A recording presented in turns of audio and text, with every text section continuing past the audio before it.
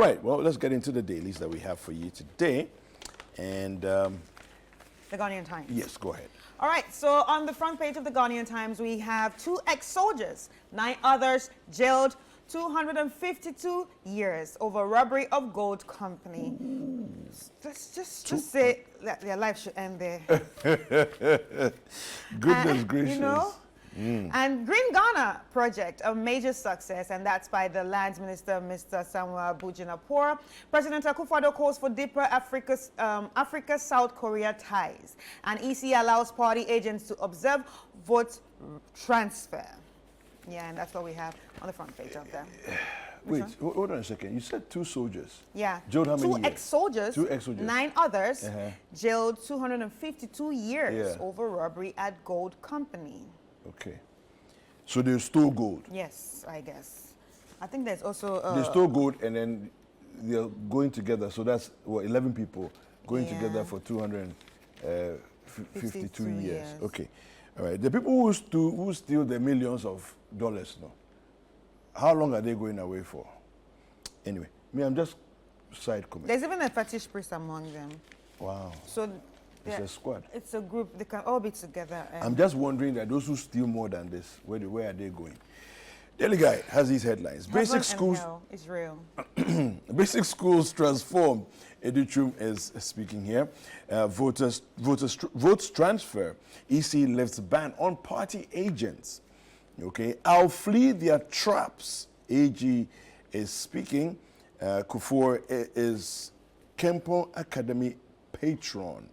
And those are the headlines. We have Ghana Chiefs endorse Baumia.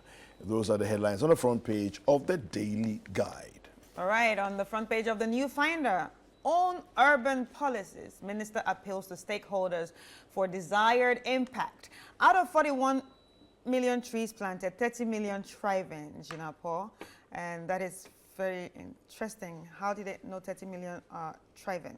Did they count it? Well, Greater Accra House of Chiefs expressed trust in Dr. Baumia's potential to help Ghana. And President Akufo-Addo advocates for stronger Africa-Korea partnership at 2024 summit. Okay. This trees thing, we need to find a way of doing proper, transparent tracking. Yeah. You see, when I say proper, I'm just saying that we need to know, everybody in Ghana should be able to have a way, you know, of going to like a portal or a website or something to see how many trees have been planted, which parts of the country are depleted of trees, what the efforts are to replant the trees and reclaim some lands. All these things we need to have a proper way of doing it. Yeah. To know where the plants are. And and then tell the us new trees where that are being planted. We which should know area. where. Say like, is it at Osu? Exactly. Is it at Islegon Hill? So we planted 150 in Osu. We planted, you know, 25 That's what we here. should know. So yes, so we can also all track it. It's very important. We should. Yeah. I mean, you can't just, you know, put numbers out there and then we should just take it like that. They probably counted the seeds. The seedlings that you give out. But seedlings you give out are not trees. Do you understand? It's like we gave out seedlings, so therefore there must be 30 million trees out there. No, seedlings are not trees. Just saying. The Chronicle. I'll restore confidence in Ghana's economy. Alan Cash is speaking. I haven't heard from him in a while. Sustainable urban development is Akufo-Addo's priority. This is coming from Minister, and the photograph here is Martin J. Mensah-Kosa. Dummy Jakpa slugged out in court. We have Edichum catches attention of Akufo-Addo. And the scripture for today on the front page of the Chronicle, Titus chapter 2, verse 7 and 8. Show yourself in all respects to be a model of good works, and in your teaching show integrity, dignity, and sound speech that cannot be condemned. All right. Thank you, Chronicle. Okay.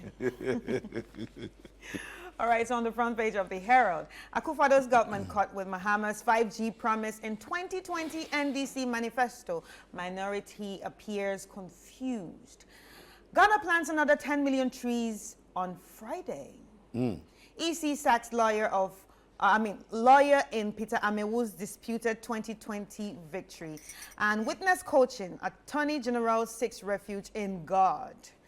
City TV turns ChannelOne TV, promises more impactful programs. And that's on period.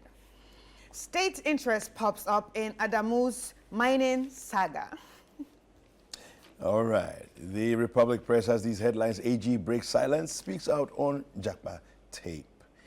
Jakpa issues death threats, dares MPP to attack him. Government did not pay 56 million Ghana cedis for non-existent internet service. This is coming from Education Ministry. And EC makes U-turn, reverses ban on party agents at voter transfer centers. Former President Kufuor's police escort dies in accident. Unfortunate one there.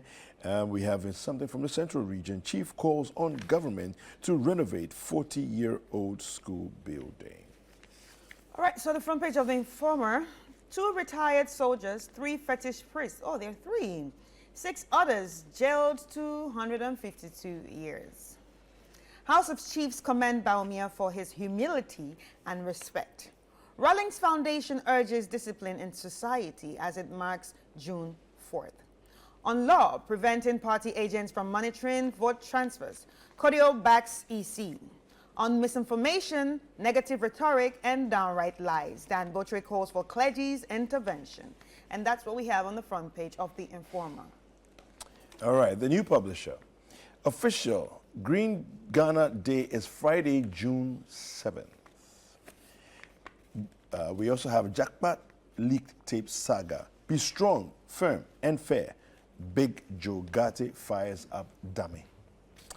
Bakavomo wants protesters freed. Those are the headlines on the front page of the new publisher. All right, so my last paper here is the Business and Financial Times. Food security, delays in rolling out PFJ 2.0, risks worsening food insecurity. Shipping, new ship repair dock project at Tadi Port funding sealed as financiers signed $94 million syndicated loan. Industrialization, long-term industrial vision will drive Africa's transformation, and that's by Professor Boateng. Lastly, we have here $250 million US dollars facility, crucial for bank sector. All right, now let's go to the Inquisitor, which is my final paper, and it says here, Napo's aide shreds Taylor, hate agenda gone bad. Okay, we have lock up investment holders, or it's supposed to be locked up investment holders resume picketing today. Huge plus for NHIA for saving kidney patients, and CITAG declares indefinite strike. So that's what we have for the papers today.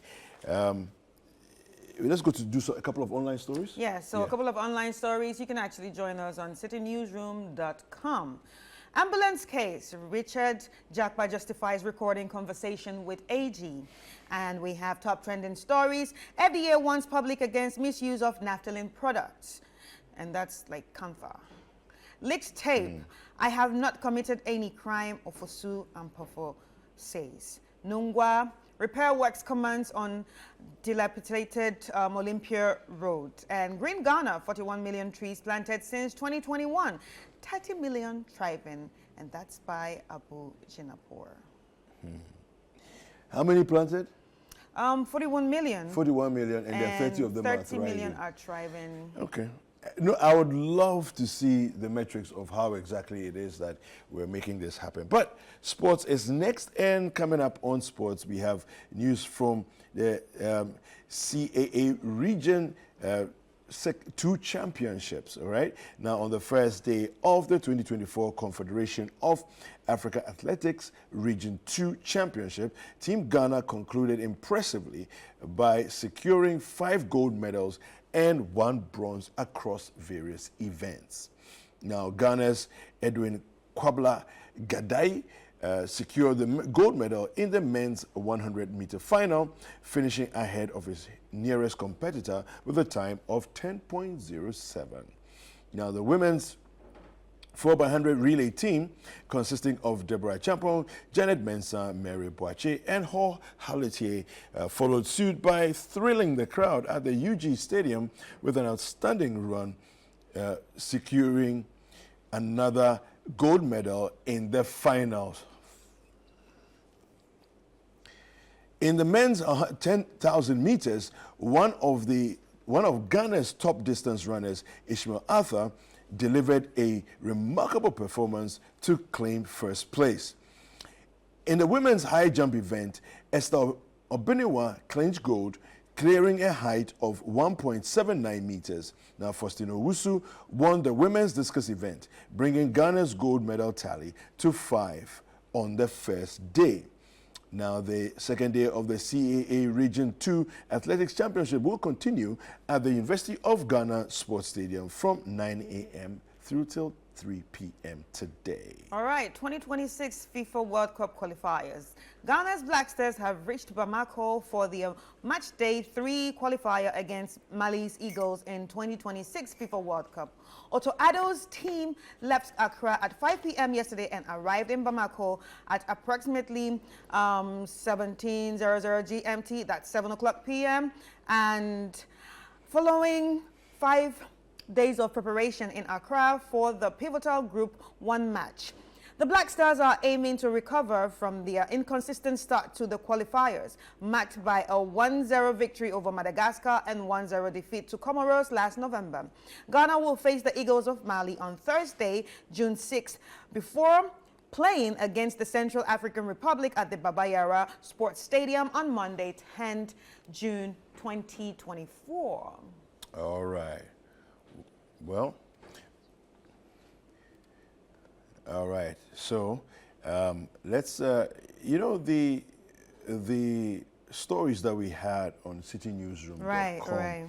A couple of them very interesting ones there, and let me just pick one that jumped out at me.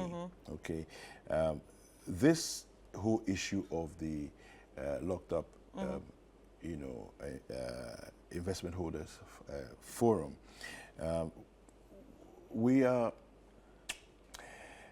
dragging things out. And let me just go to citynewsroom.com and read the story for you. Now, members of the Locked Up Investment Holders Forum today, Wednesday, June 5th, resumed picketing at the Finance Ministry following the ministry's failure to engage with the group as promised. Now, the group had suspended an earlier protest following assurances from Deputy Finance Minister Dr. Stephen Amoah to address their grievances. The members have been demanding that the Finance Ministry provide assurances to enable the Bank of Ghana pay funds locked up in defunct finance firms. According to Dr. Edu Anani-Entry, the convener for the Locked Up Investors Holders Forum, they have been left with no choice but to resume picketing due to the lack of engagement. We'll be resuming our picketing this Wednesday, June 5th, 2024, as the meeting that was promised by the Deputy Minister for Finance, Dr. Stephen Amoah, with us after he returned from his trip on May 27th, 2024, has not come on. I sent the Deputy Minister a text message and a WhatsApp message last Thursday reminding him that we are still waiting for him to call us for the meeting. We have not received any response whatsoever from the Ministry of Finance, and therefore, this coming Wednesday, June 5th, we're resuming the picketing. Now, I think that it is disrespectful, right, to make a promise to the people and not respond or come back to tell them that there's been an adjustment. Yes. And so give me another few days, I'll get back to you. It is disrespectful. Do you see? And for all of us, things come up. So there's no issue that you're not ready yet to meet them. But it is respectful not to update them when you committed publicly that you will meet them and resolve issues by 27th. Yeah, I think it's very inconsiderate. Seriously, when we take up positions of authority and responsibility, you have to understand that it's not just the privilege that you get, but it's a responsibility. And we should deliver on our responsibility by respecting the individuals involved. True. So you make a promise, you make a commitment, deliver on your promise. You see? Yeah. All days are different. Some days will not go well. Issues, you've gone back, you've had meetings, things haven't gone exactly as you planned, you're not able to come back to them yet. Tell them. Be fair to them. But for Dr. Edu and I need to come and say that he's heard nothing from you all this while, and so they're going to resume picketing. I mean, it leaves a lot to be desired, honestly. Yeah, that's true. Yeah. And you know, I feel like sometimes they act like this because they're not in the shoes of the people. And they don't even think that, okay, what if I'm in the shoes of this person? How would I be feeling? Yeah. And that also brings us to the point of accountability. We lack accountability as a people. A lot of people lack that. That is why no one cares. That is why no one does whatever, everyone does whatever they want. And I think it's also very inconsiderate, like you said. But then, I just hope this is resolved as early as possible. And also, I have another one that jumps out to me. FDA warns public against misuse of naphthalene products. Naphthalene products is That's a big one. Yes, it's something like a lot of people use in their homes. Not just as Ghanaians, but as Africans too. A lot of us use it at home. And if you're wondering what naphthalene products are, what we call camphor, those white balls, or very colorful balls that you throw around in your house. Mothballs, camphor, naphthalene balls. All right, so I'm just going to go through the story. The Food and Drugs Authority has warned the general public regarding the proper use of naphthalene containing products, stating that it is registered as an insecticide in Ghana. In a statement released on Tuesday, June 4th, the FDA emphasized that this product should only be used for their intended purpose and under the instructions on the label. The labels on registered naphthalene products in Ghana, according to FDA, contain warnings and cautions, including the need to keep them away from children, food, water, fire, as they are flammable. It has prescribed specific labeling requirements for naphthalene-containing products, including directions for use and proper storage instructions. The authority stressed that the misuse of the products could result in adverse effects, but following the usage instructions carefully will ensure safe use. The FDA has urged the public to adhere to the labeling instructions for naphthalene-containing products and all other chemicals to ensure their health and safety. It has announced its effort to collaborate with relevant agencies to ensure the safe and sustained use of naphthalene products in Ghana. And you can find the rest of the story on citynewsroom.com, but I really think it's important that this is out there because as a people, we just wake up and imagine that, okay, this is how we're supposed to use. Yes, we know it's an insecticide, but you see people put it inside their food. You see people put it inside rice. Or it's dangerous. Yes, or even around their beans because we don't want those fleas, things and things to jump on it. Weevils, exactly, to jump on it. But at the end of the day, you are going to be eating this. And here we are in a country right now where the issue of dialysis is a topic, a very big topic. You understand? So we don't want to put ourselves through any health conditions that we do not want and we cannot afford. So the best thing for us to do is use it as it is prescribed. It is an insecticide, not for food, not for children, not for water. Yeah. I even recommend that if in case you're keeping, for example, you have glasses and bowls in a cupboard and you have naphthalene balls in there. Every single time you take out a glass to use, rinse, wash before you use. Okay, you want to keep away the cockroaches, but trust me, there are people that are living with G6PD deficiency issues in Ghana, and naphthalene balls are they don't go together. These two. Very dangerous. All right. So